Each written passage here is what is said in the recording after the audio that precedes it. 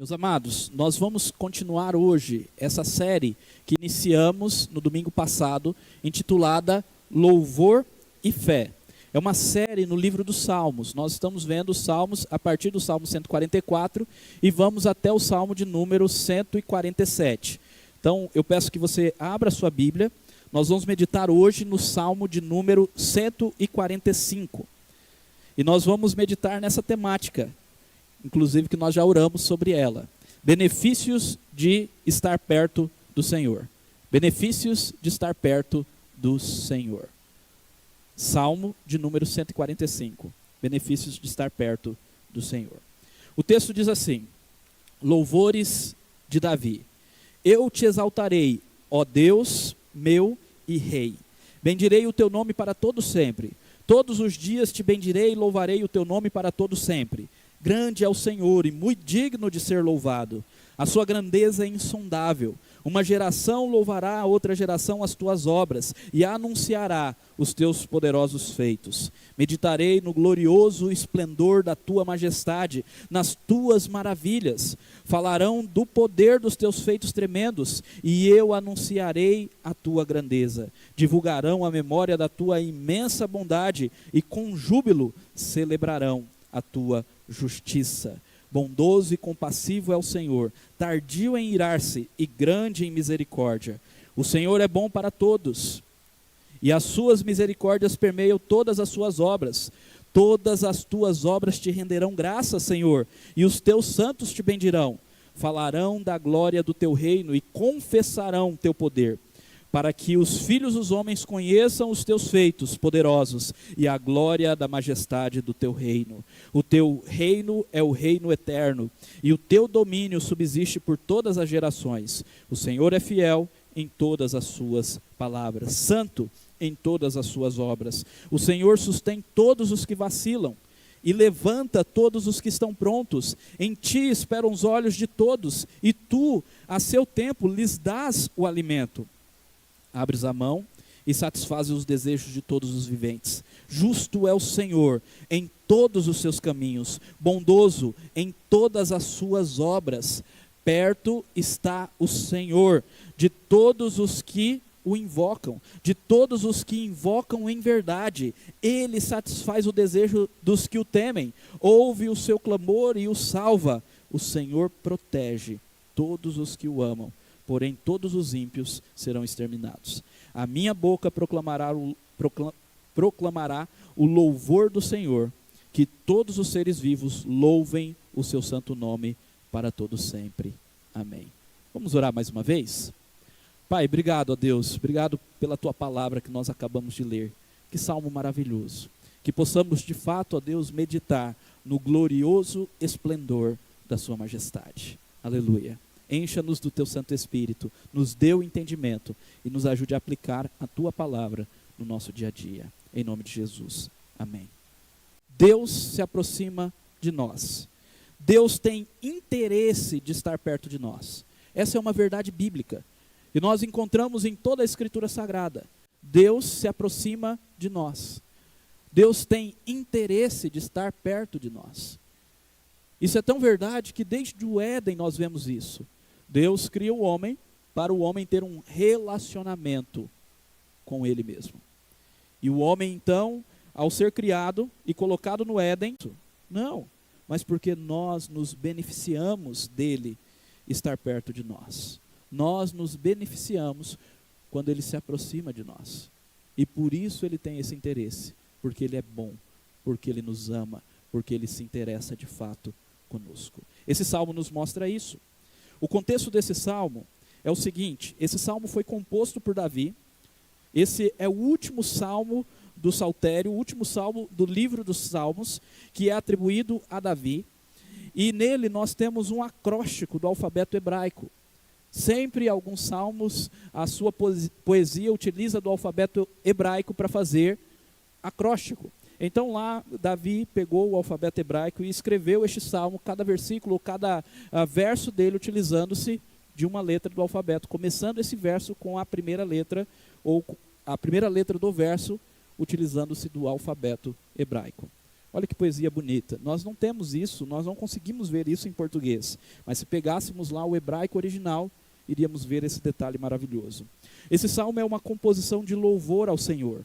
O único entre todos os salmos que traz a expressão louvor no título hebraico. No título hebraico é esse que está aí na parte de cima, onde vocês viram que nós lemos louvores de Davi. Esse não que está em negrito, mas esse que está em itálico. Esse que está em itálico é o título do salmo que está lá no texto hebraico original.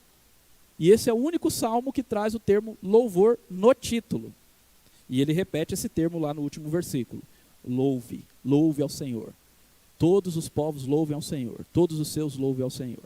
Então, esse título, louvor, está apenas neste salmo. Os outros salmos trazem outros títulos, como o Salmo de Davi, Cântico, ao Mestre de Canto, entre outros. Isso nos remete ao fato de que, de fato, esse salmo tem o propósito de exaltar o Senhor, Deus dos céus. O rei Davi, então, em sua composição, reconhece a majestade de Deus e o louva por sua soberania. O que é legal é porque é um rei escrevendo um salmo para o seu rei. Ele inicia dessa forma, ele diz: eu te exaltarei, ó Deus meu e rei. Davi era um rei, certamente já muito experiente na escrita deste salmo, certamente muito honrado, muito prestigiado. O povo de Israel amava Davi, até hoje é um dos principais reis de Israel, reconhecido, conhecido e elogiado pelo povo até hoje. E Davi diz: eu estou escrevendo uma canção de louvor ao verdadeiro rei. Essa que é a ideia. A composição reconhece a majestade de Deus e o louva por sua soberania. Ó Deus meu e rei. Exaltando então o glorioso esplendor da majestade de Deus, uma citação do próprio Salmo, Davi ressalta a bondade de Deus, sua misericórdia, sua provisão e proteção, afirmando que perto está o Senhor de todos os que o invocam em verdade. O Senhor está perto daqueles que o invocam com sinceridade. Então vamos meditar agora nos benefícios de estarmos próximos ou perto do Senhor. Benefícios de estar perto do Senhor. 4 benefícios. O primeiro benefício está aí no versículo 1 a 6. O benefício da adoração. Esse benefício repousa no privilégio. Todo benefício repousa em privilégio. Se você recebe um benefício é porque você tem um privilégio. E esse benefício repousa no privilégio de podermos exaltar, meditar e anunciar a grandeza do Senhor. Olha só o que Davi diz: eu te exaltarei. Exaltar é louvar, é fazer o seu nome conhecido e reconhecido, é agradecer, é trazer louvores, palavras de honras. Isso é exaltar. Eu te exaltarei, ó Deus meu e rei. Bendirei o teu nome para todo sempre. Todos os dias te bendirei e louvarei o teu nome para todo sempre. Grande é o Senhor e muito digno de ser louvado. A sua grandeza é insondável. Uma geração louvará outra geração as tuas obras. Uma geração louvará a outra geração as tuas obras e anunciará os teus poderosos feitos. Meditarei no glorioso esplendor da tua majestade e nas tuas maravilhas. Falarão do poder dos teus feitos tremendos e eu anunciarei a tua grandeza. Divulgarão à memória a tua bondade e com júbilo celebrarão a tua justiça. Muito obrigado. Então aqui nós temos esse benefício da adoração. Davi está adorando. E por que isso é um benefício? Talvez você não tenha pensado nisso ainda. Irmãos, nós, por causa do pecado, nós fomos afastados de Deus. A palavra do Senhor nos diz que os nossos pecados fazem separação entre nós e o nosso Deus, e as nossas iniquidades encobrem o rosto dele de nós. O rosto dele é encoberto por causa dos nossos pecados, e nós não podemos ter acesso a ele. Agora, uma vez redimidos no Evangelho, nós temos essa oportunidade de adorá-lo. Nós temos acesso a ele, nós podemos encontrar com ele. E a verdade é que para adorá-lo que nós fomos criados. Nós fomos criados para adorar. É bastante interessante, um destaque que um pregador bastante famoso chamado Charles Spurgeon faz, é que aquilo que vai perdurar a eternidade é a adoração. São os louvores a Deus. As outras coisas vão se encerrar. Por exemplo, a missão da igreja de evangelizar pessoas vai se encerrar. O que você vai estar fazendo daqui 100 anos? Daqui 100 anos você não vai estar evangelizando. Daqui 100 anos você vai estar adorando, louvando, se relacionando com Deus na eternidade. E a adoração é exatamente isso que nós temos aqui. A adoração é o exaltar, é o engrandecer, é o bendizer, é o meditar e também é o anunciar. Anunciar as grandezas do Senhor. Eu adoro a Deus quando eu proclamo, quando eu declaro que Deus é o meu Deus, quando eu testemunho no dia a dia. Por isso nós falamos que nós adoramos a Deus, por exemplo, quando fazemos um trabalho com excelência. Quando fazemos o melhor e não fazemos por mera obrigação. Porque tudo isso aponta para Deus, para a sua glória, para aquele que é santo, puro e perfeito, para aquele que tem toda a excelência. Então, meus queridos, a adoração é um privilégio e um benefício. Somente perto do Senhor nós podemos de fato adorá-lo. E somente adorando nós podemos ser saciados. Vocês entendem isso? Esse é o grande ponto aqui. Nós vivemos numa cultura em que as pessoas estão procurando significado para as suas vidas, procurando sentido para a sua existência. E meus irmãos, nós vemos cada história, cada coisa, de pessoas que se autodeclaram cachorros e marcam reuniões para latirem juntos. Isso acontece. Saiu no jornal. Pessoas vazias de identidade. E meus queridos, nós só encontramos identidade no Senhor, na adoração. E claro, entendam, eu não estou falando aqui para que você se sinta orgulho e se ache melhor do que qualquer pessoa. O Evangelho te humilha. Se você bateu no peito e achou, eu sou melhor do que essas pessoas, você não está no Evangelho verdadeiro. O Evangelho verdadeiro nos dá compaixão. Por quê? Porque outrora nós estávamos nessa mesma situação. Perdidos sem identidade, vazios e sem Deus. E o que nos enche? Adoração. Tem um cântico que nós cantamos. Se não for para te adorar, para que eu nasci. Irmãos, nós nascemos para adorar. A nossa igreja tem o catecismo, o breve catecismo de Westminster, que é o resumo das nossas crenças.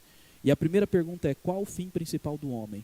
E o fim principal do homem é: qual o propósito, qual o fim principal do homem? Para que o homem foi criado? E a resposta é: glorificar a Deus e desfrutar dele para sempre. Isso é adorar. Você glorifica a Deus e você desfruta de Deus. Isso é adoração. Então, é exaltar, é bendizer, é reconhecer que Ele é o nosso Rei, mas também é meditar. Eu acho muito bonito esse versículo 25. Meditarei no glorioso esplendor da sua majestade. E quando nós meditamos na glória, na majestade de Deus, nós somos enchidos disso, somos saciados. O mesmo vazio que o salmista canta também no Salmo de número 42, assim como as corças suspiram pelas águas, por ti o meu coração anseia. É o mesmo vazio que Jesus disse: aquele que tem sede, vem a mim que eu darei de beber, e do seu interior fluirão rios de água viva. Você tem esse vazio? A adoração vai suprir. A glória de Deus vai suprir. Por isso nós precisamos adorar, não só no culto público, mas individualmente todos os dias. Em nossa família, no culto familiar, precisamos viver para a glória dEle. É só a glória dEle que pode saciar o nosso coração. Interessante que pessoas que nem cristãs eram, refletiram isso. Como por exemplo Tocqueville. Tocqueville foi um político francês que viveu no período das revoluções, a Revolução Francesa, por exemplo. E Tocqueville, ele dizia que as alegrias incompletas desta vida jamais poderão satisfazer o coração do homem. As alegrias incompletas dessa vida jamais poderão satisfazer o coração do homem. Talvez você esteja procurando algo para satisfazer seu coração e não está encontrando. Por quê? Porque só Cristo pode satisfazer. Só a adoração. Amém? Por quê? Porque só Deus é grande o suficiente para dar conta do vazio da nossa alma.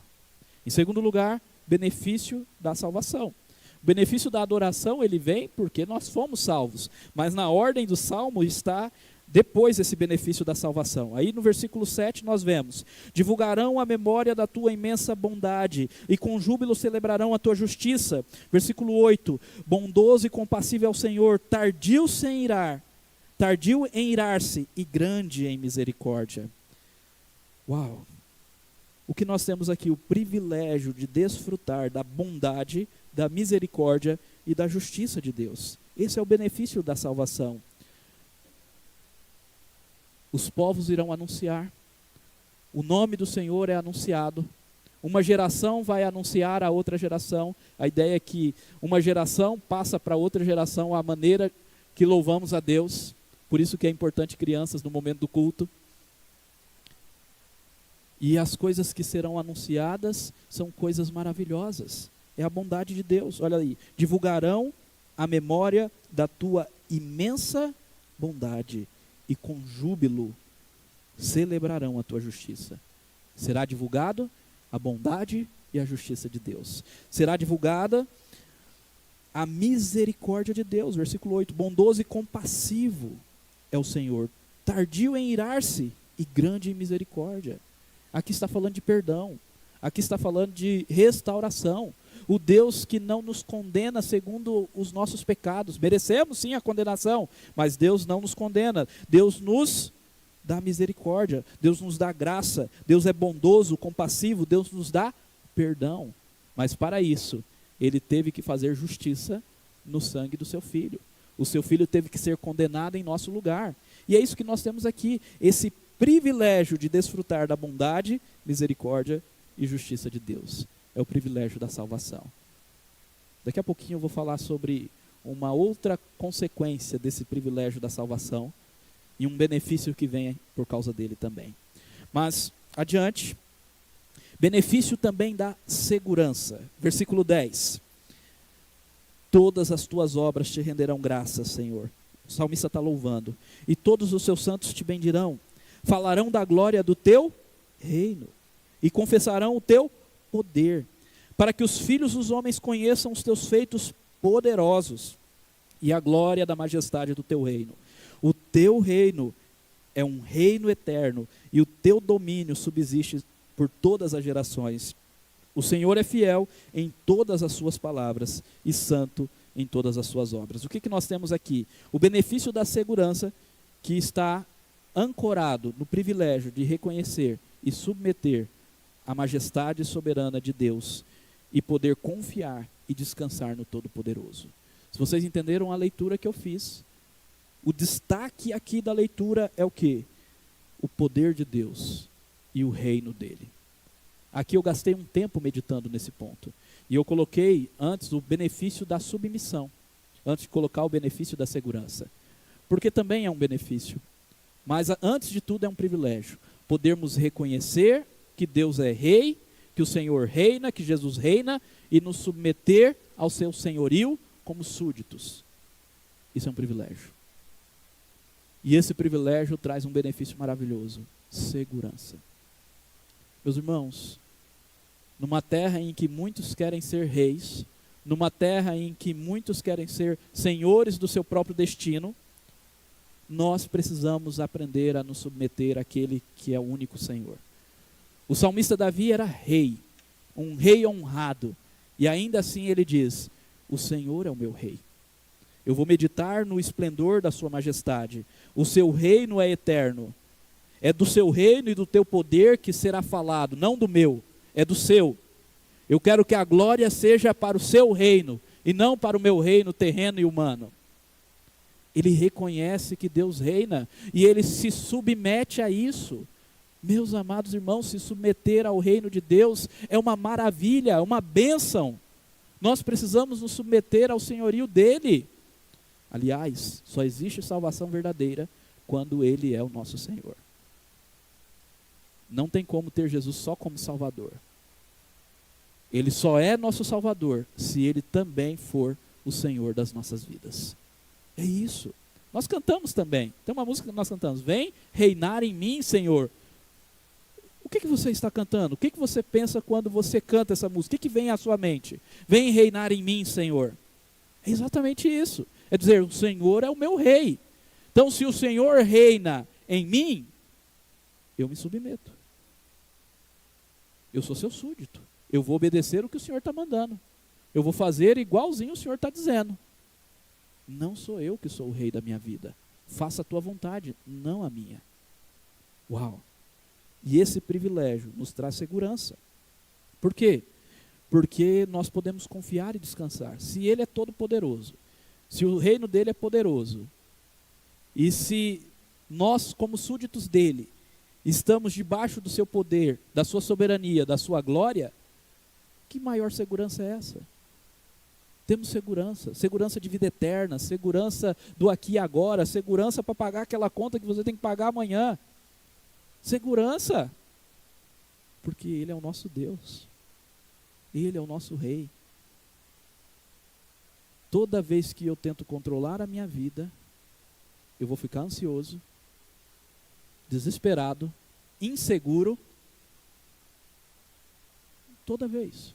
Agora, toda vez que eu entrego tudo para Deus, e confio, e descanso, e peço, faça a tua vontade, não a minha, eu vou ter paz. Eu vou descansar, porque não depende de mim.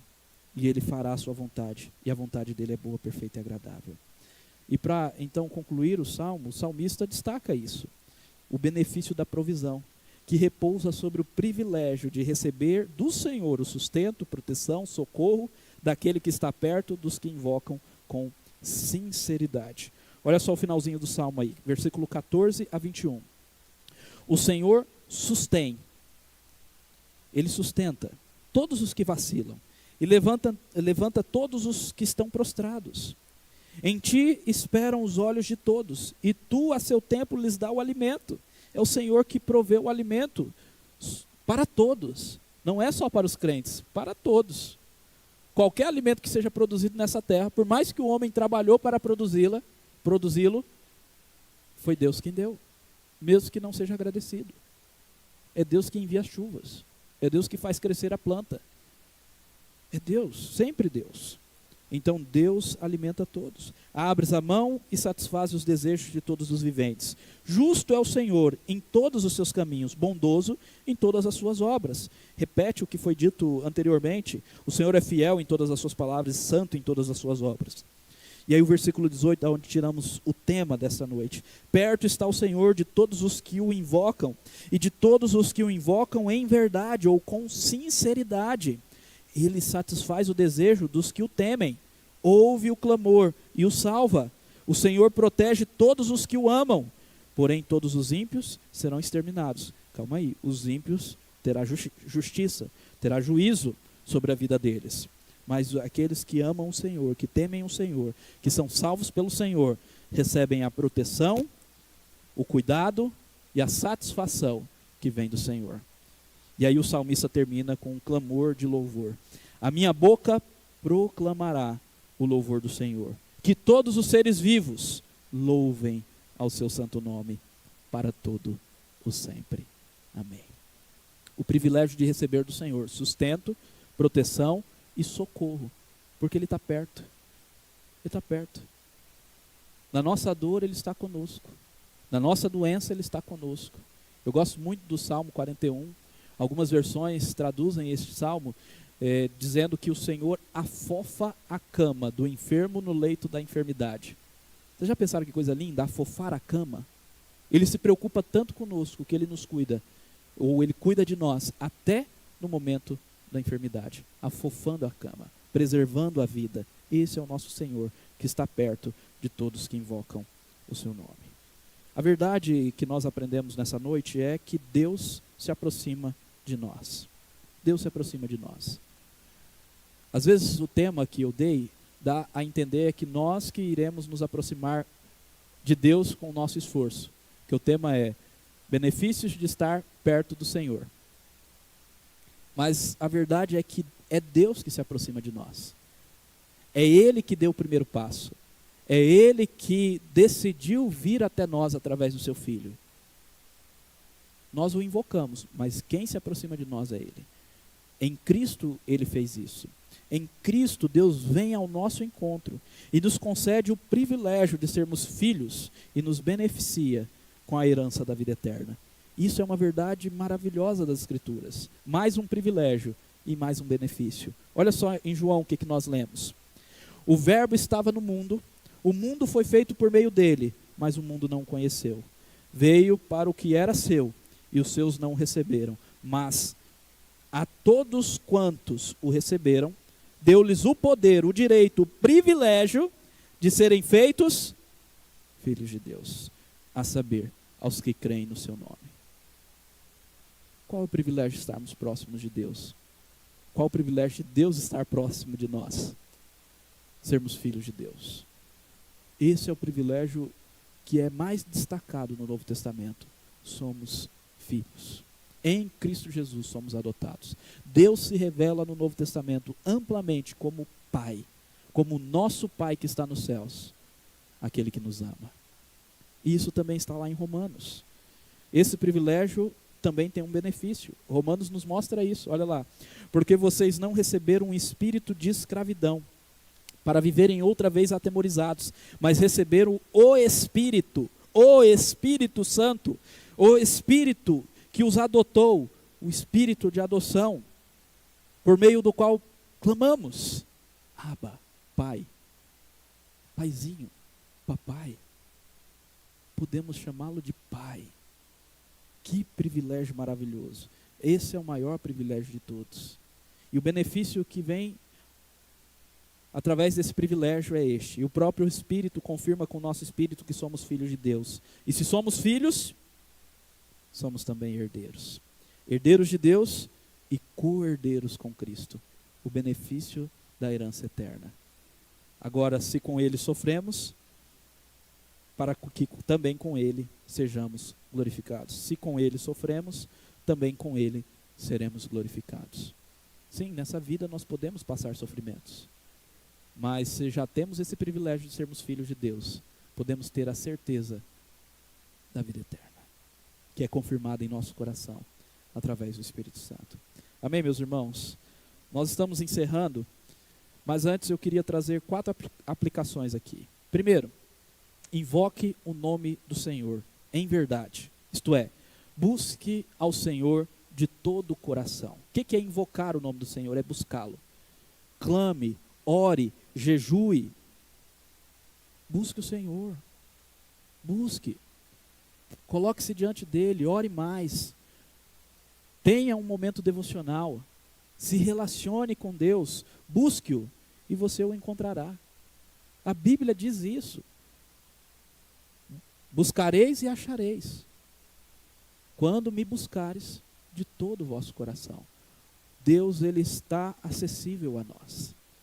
Ele tem interesse em se aproximar de nós. Então busquemos ao Senhor. Busquemos também aqui no culto, na adoração. É importante também estarmos aqui juntos, nesse momento, buscando ao Senhor, em nome de Jesus. Reconheça a soberania do Senhor e se submeta a Ele. Tema-o e confie no seu poder. Medite no glorioso esplendor da sua majestade. Creia na sua salvação e desfrute de sua bondade, misericórdia e justiça. Ame-o de todo o coração.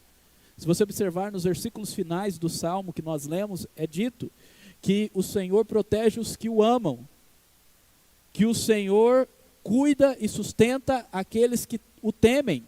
Então tema o Senhor, ame o Senhor, coloque o seu coração diante dele e desfrute da sua salvação, bondade, misericórdia, justiça. Proclame o louvor do Senhor, louve o seu santo nome para todo sempre, exalte, medite e anuncie as grandezas do Senhor. Uma geração anunciará a outra geração. Anuncie, proclame, Deus é grande, exale isso. Grite isso ao mundo. Deus é grande, a sua majestade é maravilhosa. Isso é ser cristão.